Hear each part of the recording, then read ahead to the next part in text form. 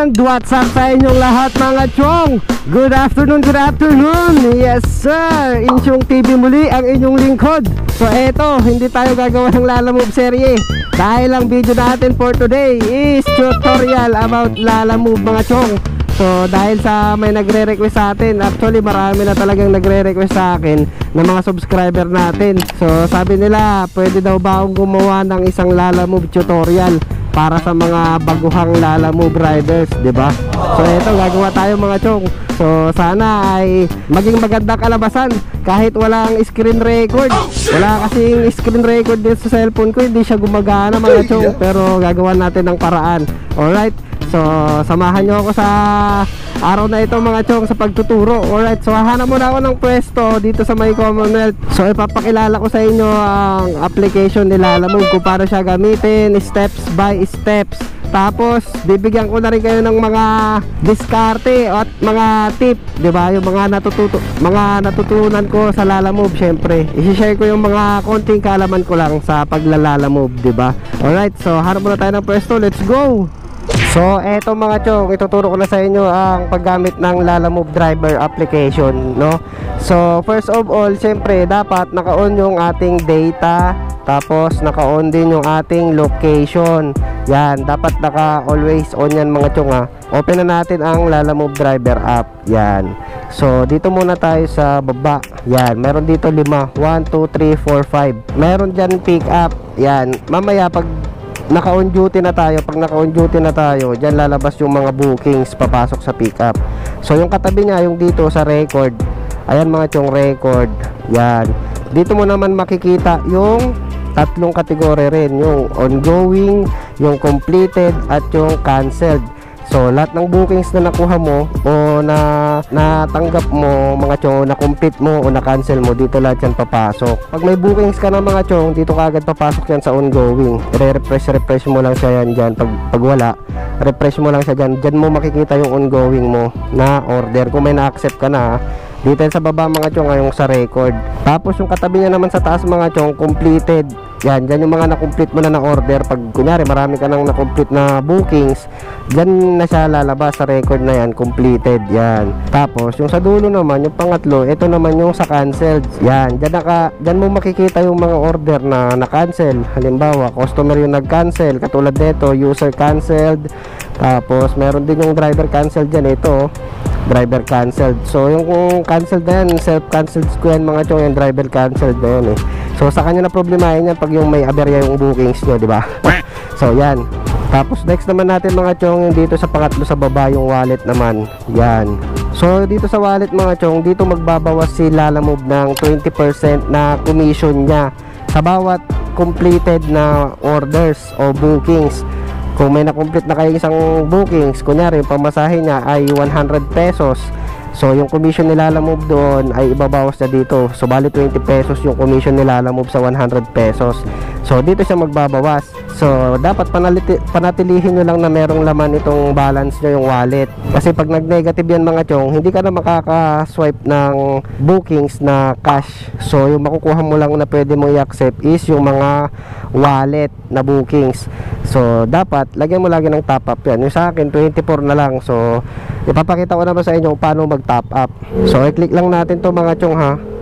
Yan, top up. So pag pindot nyo sa top up mga chong, lalabas yan dyan kung magkano yung itatop up nyo, kung 100, 200, 300. So yung pinakamababa mga chong, minimum ay 100, walang butal ha. 100, 200, 300 yan. So tayo mag-top up muna tayo ng 100. Yan, select payment method. Yan, dito sa one time payment, yan, GCash. Tapos click nyo lang yung top up 100. So lalabas dun sa taas, GCash, Alipay plus partner. Yan, i-click nyo lang yan mga chong. So ayan, lumabas na yung GCash dyan mga chong sa taas. So ilalagay nyo lang dyan yung GCash number nyo. Yung next nyo lang. Tapos hintayin nyo magsisend ng OTP. Yan, 6 digits OTP mga chong. So yan sa atin 415503. So ilagay lang natin 415503. Yan, pag nilagay nyo na yung pin, one time pin lang to mga chong, 6 digit. Next. Tapos syempre ilalagay nyo na yung password ng GCash nyo. So pag nilagay nyo na yung password ng GCash nyo mga chong, yung 4 digits ng PIN, next nyo lang. Tapos yan, lalabas na dyan na pay 100 pesos. So i-click nyo lang ulit yan, and then proceed mga chong, click nyo lang yung proceed. So ayun mga chong, pumasok na yung 100 na top up natin. Ayan, naging 124 na yung balance natin, di ba? So ganun lang kadali mag top up mga chong. Pag magka-cash out naman, dito naman yan sa baba lang ng top up. Yan, ka-cash out mo. Kunyari nasa 1,000 na yung wallet mo, gusto mong i-cash out, yan, dito lang sa cash out. Tapos yung sa baba niya naman mga chong, yung balance details naman yan, sa baba ng cash out, balance details. So dito mo naman makikita yung mga transaction na nangyari sa mga bookings. Kunyari ito, lumabas dito sa taas yung wallet top up plus 100. So yan yung balance details. Tapos yung mga ibang bookings, yung commission nilalamove, yan, dyan mo makikita kung magkano yung binabawas nilalamove sa wallet mo. Kumbaga parang resibo yan mga chong. Yan, balance details. So yan mga chong, so dito na tayo sa pang-apat. Yan, yung mission naman yan. So yung mission, ito yung magiging incentives natin mga chong. So ano lang yan, randomly yung na nagpapadala si Lalamove. So sa atin wala pa tayong mission. Kumbaga incentives yan mga chong, merong ipapakompletong booking sa'yo si Lalamove. Kunyari complete ng 10 orders sa isang araw, tapos meron kang makukuha na 150 pesos na reward. Yung parang ganun yan mga chong sa mission. Yan. Tapos yung sa baba naman mga chong is yung profile na. Yan. So sa profile naman mga chong, dito makikita yung ratings mo. Yan. So yung sa atin yung ratings natin mga chong ay excellent. Yan. Tapos dito mo rin makikita yung, ay ito pala, pag sa mga bagong Lalamove driver mga chong, dito pala kayo magre-request ng Lalamove bag at ng jacket dito sa Lalakit for drivers without Lalabags only. Yan, dyan kayo magre-request para bigyan kayo ng schedule ni Lalamove, para bigyan niya kayo ng Lalabag. So yung presyo ng Lalamove bag mga chong, so ito yung presyo ng Lalamove bag mga chong, 999 pesos. Yan, pag Lalabag lang yung kukunin mo. Tapos yung jacket naman is 350 pesos. Pag Lalabag bundle, tapos yung jacket, Lalamove bag, tsaka jacket na yung kukunin mo mga chong, is yung babayaran mo ay 1,200 pesos. Alam ko pwede itong installment eh. Kumbaga sa top up wallet mo, doon magbabawas si Lalamove. Tapos yung sa baba naman yung income statistics. So dito naman sa income statistics mga chong, dito mo lang makikita yung daily kita mo. Yan, dito may daily, dyan nakalagay March 3. So tayo wala pa tayong revenue ngayong March 3 kasi di pa tayo bumabiyahe. Tapos sa taas naman pwede rin yung makita yung weekly, tapos yung monthly. So ayun, okay na mga chong, napakilala ko na sa inyo yung paggamit yung sa mga featured nya. So mag-accept na tayo ng bookings mga chong. So i-on duty na natin, click na natin yan, online. Yan, on duty na tayo. So sa mga bookings naman na tayo mga chong, ang bookings pala ni Lalamove ay may tatlong kategory. Mayroon yung regular, tapos ito pooling, ito mga chong regular, tapos itong booking na isa pooling, tapos yung isa yung pangatlo yung priority. Yan, ito priority mga chong. Yan, tatlong klase lang yan ha. Yung priority, yan yung pinakamataas yung pamasahe niyan mga chong. Yung kwentahan ng Lalamove na pamasahe is mataas kaysa doon sa pooling. Yung naka-pooling, yan yung discounted price yan mga chong. Hanggat maaari sana, huwag kayo kukuha ng pooling. Lugi kasi pag pooling tapos single booking lang. Huwag kayong kukuha ng pooling mga chong. Ang targetin nyo lang lagi, kundi regular o kaya yung mga priority na bookings. Yan, mas malaki kasi yung pamasahe niyan mga chong. At yung mga bookings nga pala mga chong, mayroong dalawang ano pala yan, mode of payment. Yan, so yung bookings meron yung cash. Ito yung symbol niya mga chong is cash. Yan, yan yung cash collect sa pamasahe. Tapos meron naman yung isa yung wallet naman. Ito, wallet naman yung logo niya. So yung mga ganyan na pamasahe mga chong, automatic na yan, napapasok na yan dun sa may top up wallet mo. Pag yan yung bookings, wallet. So madalang ang kumuha ng wallet mga chong yan, kasi sa GCash lang ako nagta-top up. Pag may laman GCash ko, tina-top up ko lang mga chong. Tapos yung kinuha ko lang ng mga booking is yung puro cash. Yan yung ganyan, no, cash collect. Mga ganyan lang, kasi pag cash collect, more tip, 'di ba? May chance na may tip yan mga chong. Kasi pag yung wallet, mga ganyan, medyo madalang yung tip niyan eh. So yun, sa pagkuha naman ng bookings mga chong, kailangan yung dun sa taas, etong kulay orange na yan, yan, dapat yung nakalagay lang na kilometer na mula sa pick up location mga chong, ganyan lang, 1 kilometer hanggang 2 kilometers lang. Pero pag 3 kilometers pataas, wag nyo kukunin kasi malayo na sa inyo yun. Kumbaga pick up location pa lang, ang layo-layo na, wag nyo kukunin yun. So yung mga 1 kilometer o kaya 2 kilometer lang yung kunin nyo. Ang kagandahan lang dito kay Lalamove mga chong is malaya tayong mamili ng mga bookings. Hindi katulad sa ibang application, talagang kung ano yung binatong booking sa'yo, yun lang eh. Talagang tatapusin mo na lang. So dito kay Lalamove, mamimili ka kung saan mo gusto. At isa rin kagandahan dito kay Lalamove mga chong, kasi pwede nyo silipin yung bookings kung saan yung pick up location nya. Makikita nyo na kaagad kung gaano kalayo yung pick up hanggang drop off. At makikita nyo na rin kaagad kung magkano yung breakdown ng pamasahe. Katulad nito mga chong, di ba? Pagka-click mo ng ganyan, tapos pindutin mo lang yung isang address sa taas, yung nasa taas, kasi yan yung pick up location eh. Yan, tapos ituturo na kayo ni Google Maps ng maps ni Lalamove. So ayun, 4 kilometers away yung layo mula sa atin sa pick up location. So ganyan, malayo. Hindi pwede natin kunin yan kasi malayo, pick up pa lang eh. O kaya yung drop off naman, pwede nyo rin makita yung kung saan yung drop off, kung saan sa Pasig, ganyan, mabilisang sipat lang mga chong. Tapos yung pamasahe naman, dito nyo makikita ito mga chong, yung letter I na maliit. Yan, dyan nyo makikita yung breakdown. So yan yung breakdown ng pamasahe nya, delivery fee, priority. Yan, dyan nyo makikita kaagad yung booking kung lugi ba kayo sa pamasahe o kaya hindi. So mag-accept na tayo mga chong. Ito, Commonwealth papunta ng Batasan Hills mga chong. So yung Batasan, kunyari check muna natin yung Batasan kung saan siya sa Batasan. So ayun, 2 kilometers away lang, pag U-turn lang ng Sandigan, back nyo kaagad. Oh ayun, di ba ang tagal kong mag-check, kaya yun, nakuha na ng iba. So ganun lang mga chong, pabilisan lang talaga yung pagkuha dito ng bookings kay Lalamove. Kailangan mabilis kang sumipat ng drop off, ng pick up, tapos ng pamasahe. Yun kasi tinitignan ko kagad mga chong, bago ko i-swipe yung bookings, titignan ko muna kung gaano kalayo yung drop off mula sa pick up location, tapos kung accurate ba yung pamasahe niya, yung sa breakdown. Laging tandaan mga chong, yung breakdown ng pamasahe is yung base fare, 49 pesos na agad yun. Tapos yung kilometers naman, yung layo, ita-times nyo sa 5 pesos. So kada kilometro, 1 kilometer is equivalent of 5 pesos kay Lalamove. Kung halimbawa 10 kilometers, di times 5, magiging 50 pesos.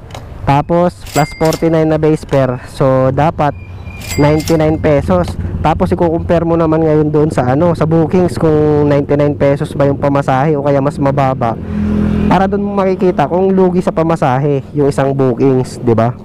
So kuha na tayo ng bookings mga chong, kuha lang tayo yung malapitan lang, wag mo nang lalayo kasi tutorial lang naman to eh. Papakita ko lang sa inyo paano yung pick up hanggang drop off, di ba? Katulad nito mga chong, ito Commonwealth Holy Spirit, 1 kilometer away lang yung pick up. So i-swipe natin siya, start now, ganyan lang mag-accept mga chong. Yan, join.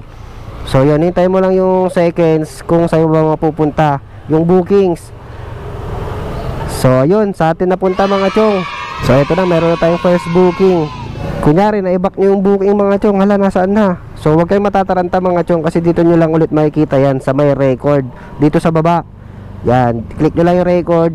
Yan, tapos ando doon na siya sa ongoing, 'di ba? Refresh nyo lang sa ganyan. Yan, laging nasa ongoing yung bookings mga chong. Yan, tapos click natin. So sa pag-contact naman sa customer mga chong, may dalawang options. Pwede mong tawagan dito, tawagan mo siya diyan, o kaya dito sa may in-app na pag-message. So dito muna tayo sa may in-app. Diyan, message yan. Diyan meron ng mga auto-generated na dito mga chong, message para kay customer. Kunyari ito, hello Lalamove driver at your service, pindutin mo lang yan. Tapos yan, what kind of goods do you want to deliver? Tapos I'll be there in 5 minutes. O yan, pag na-message mo na yan, goods na. Pero tatawagan natin.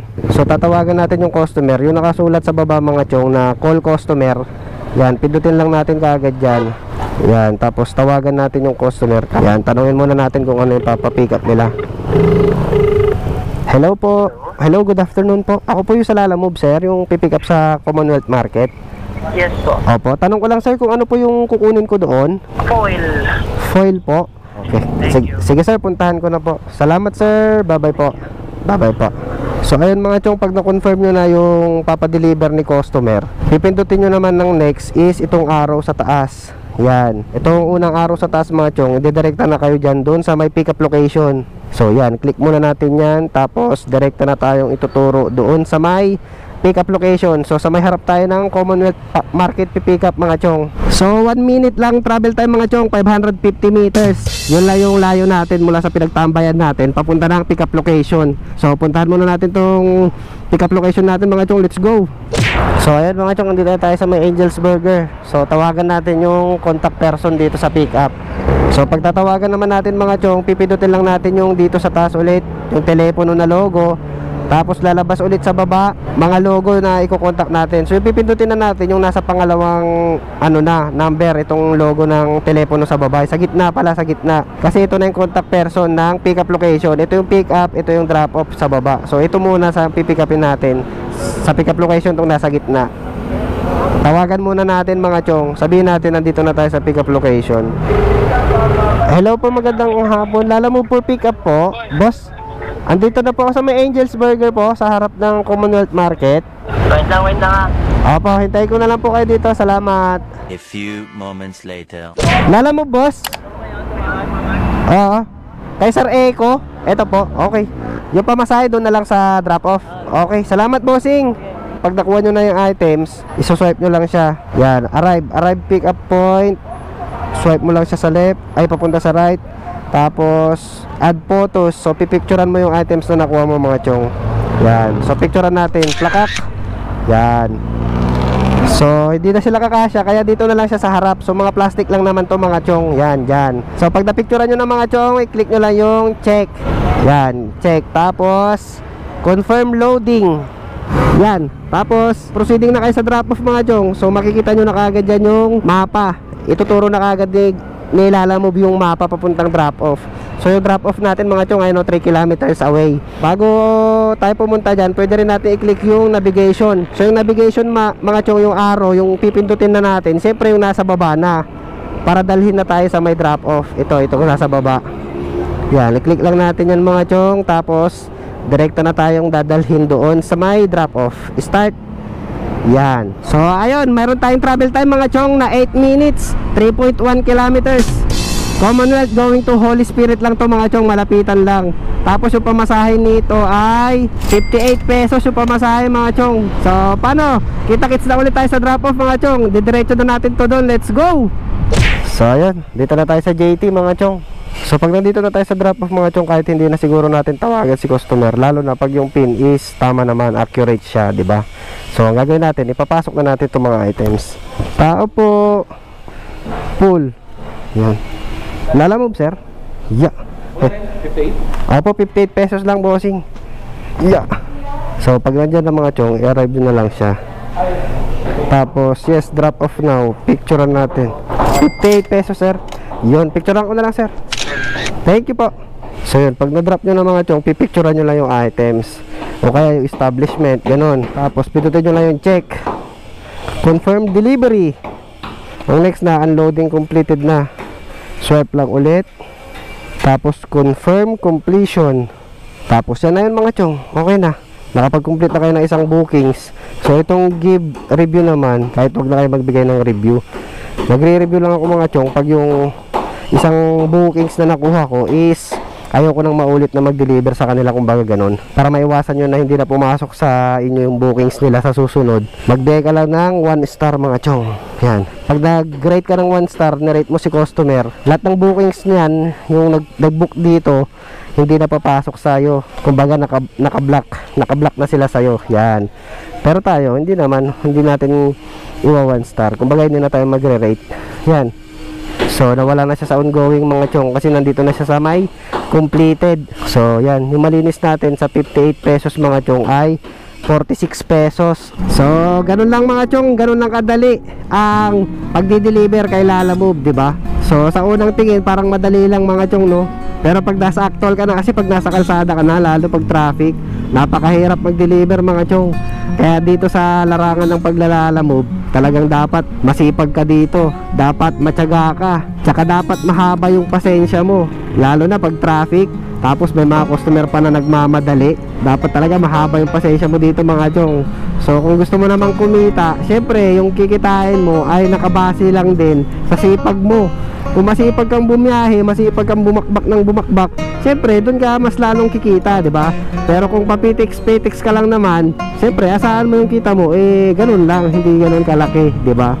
Kumbaga nakabase lahat ng kikitain mo sa galaw mo. Yan. So sa mga baguhan na Lalamove rider mga chong, ang suggest ko lang sa inyo kasi yung ratings nyo is nasa good pa lang siya, di ba? So try nyo paabutin ng excellent mga chong. Yung bar nya isasagad nyo papunta dun sa dulo para maging excellent yung ratings nyo.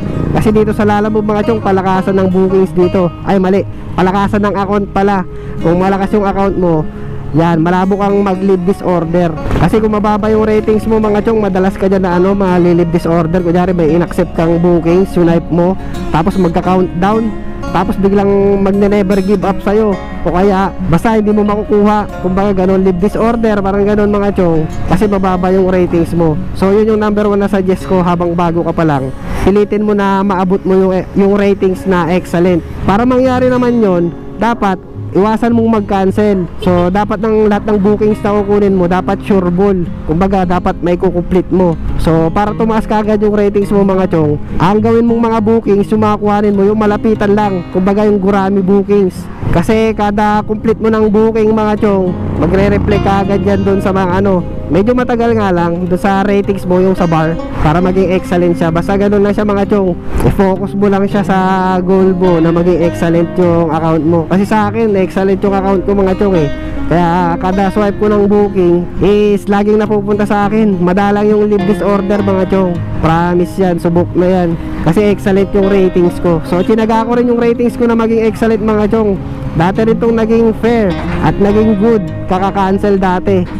So para naman maiwasan mo yung cancel booking, dapat bago ka mag-swipe, mabilis ka rin magbasa ng mga note ng customer. Kumbaga malaking items, no lalabag, yung mga ganon, mga note na ganon, yun hindi ko kinukuha yun, iniiwasan ko na talaga yun.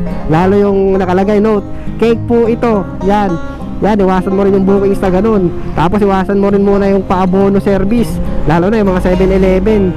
Yan, yung kunin mo lang na booking is yung mga pick up at deliver lang. Iwasan mo muna yung abono kasi bago ka pa lang Kumbaga gamayin mo muna yung application ni Lalamove. So pag nagamay mo na yung application ni Lalamove, yan napapasok yung mga iba't ibang diskarte, katulad ng pagdo-double booking. So gagawa na lang ako ng ibang video naman sa pagdo-double book kung paano naman yung mga diskarte ko. So sa ngayon, ito lang muna yung ituturo ko sa inyo mga chong, para lang to sa mga baguhang Lalamove driver, sa mga nagre-request sa akin na gumawa ako ng tutorial para sa kanila. So sana naintindihan nyo yung tutorial ko mga chong. Pasensya na kayo kasi parang ang hirap talaga kasi mag-tutorial. So hindi ko pa alam kung paano ko i-edit to, pero pagsisikapan kong may edit para makatulong na rin tong video na to sa mga kapwa ko delivery riders ni Lalamove, katulad ng mga baguhan na Lalamove rider. Yan. So ayun, hanggang dito na lang yung video natin mga chong. Maraming salamat na naman kung umabot ka hanggang dito sa dulo ng aking video.